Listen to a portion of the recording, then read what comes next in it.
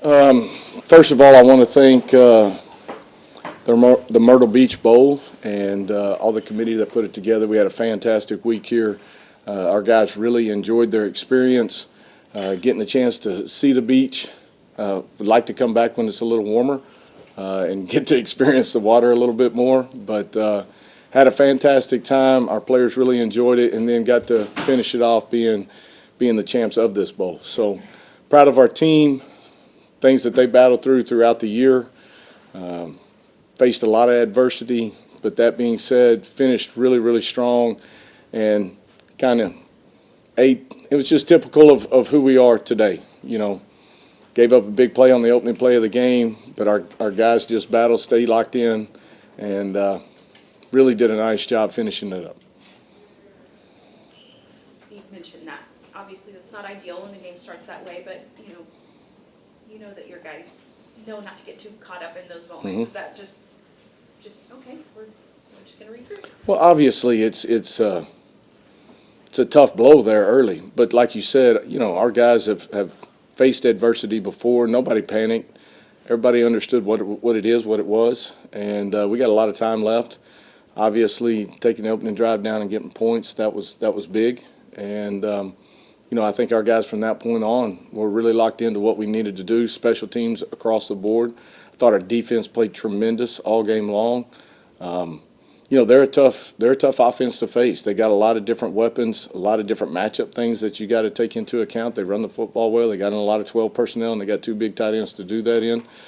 But I thought our defense played extremely well. And then offensively, I was proud the way we moved the football, found ways to stay on the field. Obviously, still things we would like to do better, but very proud of all three phases tonight. To not have any turnovers, how important was that? It's huge. And you go back and you look at our games, when we control the football like that, take care of the football like that, good things usually happen for us. After that, the face punt that you were away, what was your reaction to when you saw that ball go out the back of the end zone for Tulsa? I kind of missed the first part of it. After the fake punt, Yeah. What was it kind of like relief after Old Dominion sent the ball back over to you when it went out back of the end zone? Well, I mean, that's who our defense is. That's who our football team is. I mean, obviously put our defense in a bad spot there, and but to see them react and play the way they did, and then just that play in particular. I mean, what a huge play into the game. Changed momentum, changed everything about it, and that's what our defense has done all year long. What happened with that big punt? Just misjudgment. Okay. You mentioned that play, but to have a big moment from Tyon, like that was so big in the game. Mm-hmm. What have you seen from him throughout the season? I know you were so high on him going into the season, and sometimes it's hard to live up to expectations. Well, and I told him this. He's sitting over there. I told him this before the season that I was going to pump him because what he had done, spring ball wise, what he'd done in fall camp, and just saw him progress at such a tremendous rate. I mean, he's a guy that works extremely hard. He's really been diligent about his craft. He's a great leader, does things right on and off the field. And I didn't think there was a spotlight that was too bright for him. And now it's just seeing yourself in that light and then going and making plays. And that's what he's done all year. You can go back to, what was it, South Florida on a third or fourth down where, I mean, he punches a ball out, ends the drive right there. That was close to the end of the game. That kind of sealed it for us. And then we were able to finish it off with running the clock out. But, he's just done that throughout. And I'm just happy I get him back for a little while longer. You mentioned how you guys have stood strong through adversity much of the year. Early on, as you say, after that kickoff return, the next two drives, you guys come down and score and kind of retake control, recalm yourselves. That had to be a big moment. Yeah, it was a big moment for us, but it didn't surprise me from what I've seen our team react to. I mean, we go to SMU on the road, who's a really good team. We go down 17 and come back and roll back and run and score 31 unanswered. And our defense is a huge part of that. And we ended up having to battle our way through the end of that game and find a way to win. we've been in a lot of tough ball games, not just this year, but throughout our tenure here. And our guys understand we get 60 minutes, we're going to play every second of it. We're going to believe in each other. And until that last tick comes off the clock, we're going to find a way to go make plays and win. How do you How put, cool of a moment do you think this was for a guy, Kenny Solomon, that's from the area? I know Yeah. he had that big play right before the pick, right before halftime, where he down the punt.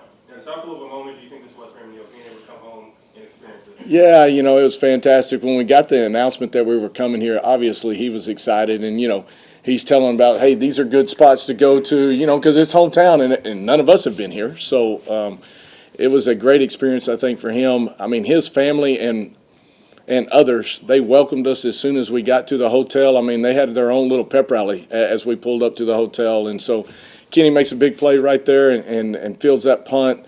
Kenny's got a good future ahead of him, and we're excited that he's part of our program and here with us. You mentioned the future. What can this win streak do going forward for you guys? Well, I mean, it will carry momentum for us as we start come January when we start our winter conditioning. It'll carry into spring ball. It's going to carry into recruiting. And then hopefully it's going to carry us into next year and get us off to a better start and be able to propel us because we've got big goals and big dreams ahead of us. We know we want to be in that picture all the time. So we want to win a conference championship. We've been there. We've seen it. Now we got to go back and get there and find a way to go win it and then get us a chance to get in another big bowl game like this and come out on top and victorious in that. how do you put the season into perspective with the way it started and how it finished? Well, going into the season, we knew we had a tough schedule in front of us. That being said, we played really well in a lot of those early games. We played well enough to win in a lot of those early games. We just didn't come out on top of it. And it's really tough to do, to keep going back and grinding and working on things, and everybody's questioning you and everybody's doubting what you're doing.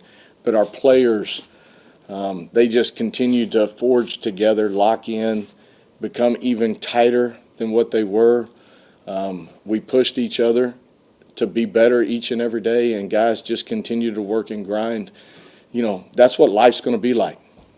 You translate it over. Not everything's going to be perfect. Nobody's going to give you anything.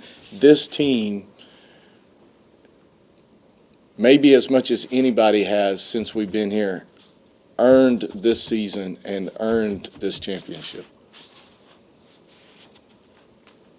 With Shamari Brooks becoming the second leader rusher in program history, how proud of you are you of him? Like, watching his growth throughout the years you've been coaching him, what have you noticed in that kid? He is one of the most competitive young men that I've ever been around. He plays with passion. He's relentless about what he does. He played for us as a true freshman. We talked about it the other day. His freshman year, we're playing SMU.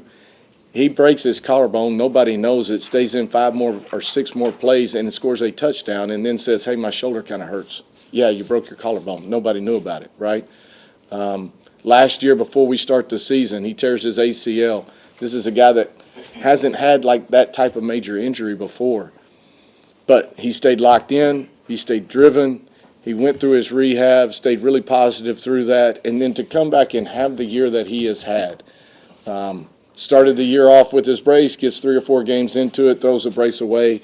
I'm good, I'm ready to roll, and just continue to do that throughout the year. We had to lean on him, and he has always answered the call when we've asked him to do that. He's a man of few words, but his actions and the way he plays speaks volumes. Coach, one question. You lose Gerard Wheeler early. Mhm. Just Will Farnier comes in, hasn't snapped the ball at all this year. Yeah. And, it didn't look like your offense running game lost anything in that when he was in. I think Will came in and did a tremendous job. Obviously, that's a big loss when we lose Gerard. Obviously, we didn't have Chris tonight as well.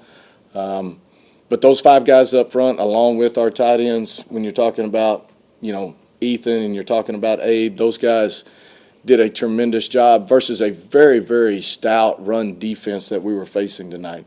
But for Will to step up, again, hasn't snapped in a game, hasn't been put in those situations. For him to step up and play the way he did, just a ton of respect for him and what the future holds. Any last questions? Thanks, Coach. Oh. Your quarterback, what do you think of Davis' performance? You know, really, I thought Davis tonight, thought he really saw the field well.